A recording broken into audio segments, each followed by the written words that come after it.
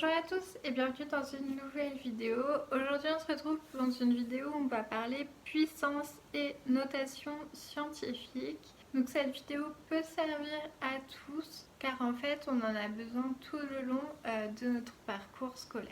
Donc en fait si on a un nombre réel A et qu'il est à la puissance n, ça veut dire qu'on va avoir n fois ce nombre. Donc par exemple si on a A puissance 3 avec n égale 3, ça veut dire qu'on va avoir A fois A fois A.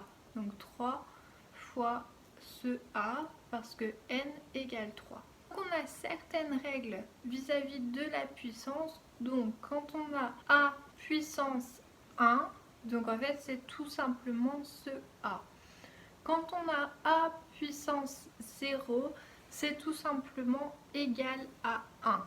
Quand on a A puissance moins 1, là dans ce cas ça veut dire que c'est comme si on avait 1 sur A, donc une fraction. Donc ce qui veut dire que si on a A puissance moins n, c'est en fait comme si on avait 1 sur A puissance n.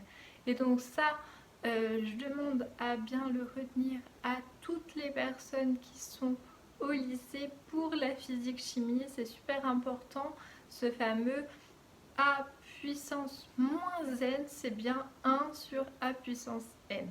Je ferai juste une petite remarque, le 0 puissance 0 n'existe pas, il n'est pas défini. Et donc maintenant on va voir pour les règles calculatoires. Donc pour les règles calculatoires, on a A puissance n fois A puissance p, ça nous fait A puissance n plus p. Si on a A puissance n, le tout puissance p, ça nous fait A puissance n fois p. Et si on a A puissance n sur A puissance p, ça nous fait A puissance n moins p. Et donc ça c'est les trois règles fondamentales de calcul. Il faudra bien retenir ces règles de calcul tout au long de vos parcours quand vous allez travailler avec des puissances. Et donc les dernières règles qu'on va voir, on va voir que si on a A sur B le tout puissance n, c'est comme si on avait A puissance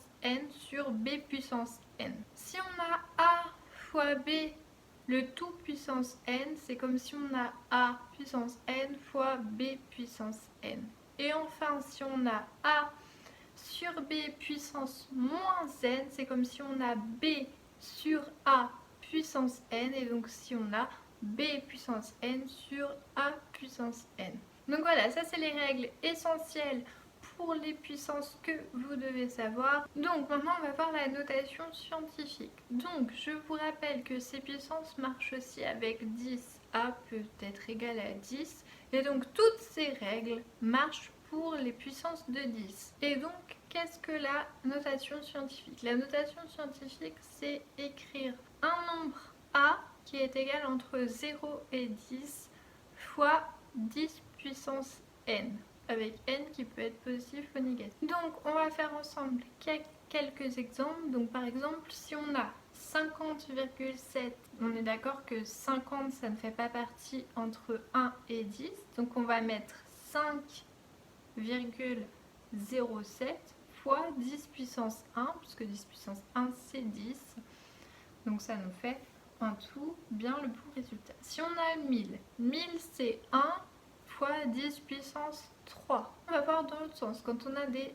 puissances de 10 négatives. Donc si j'ai 0,00015, ça nous fait 1,5 fois 10 puissance moins 4.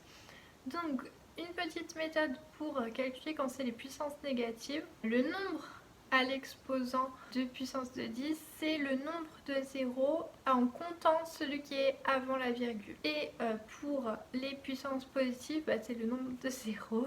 Et là, vu qu'il n'y a pas la virgule, c'est juste le nombre de zéros. Donc normalement, vous avez compris tout ce qui était puissance et puissance de 10, notation scientifique. Je vous laisse avec cette vidéo. Je vous retrouve très bientôt pour une prochaine vidéo.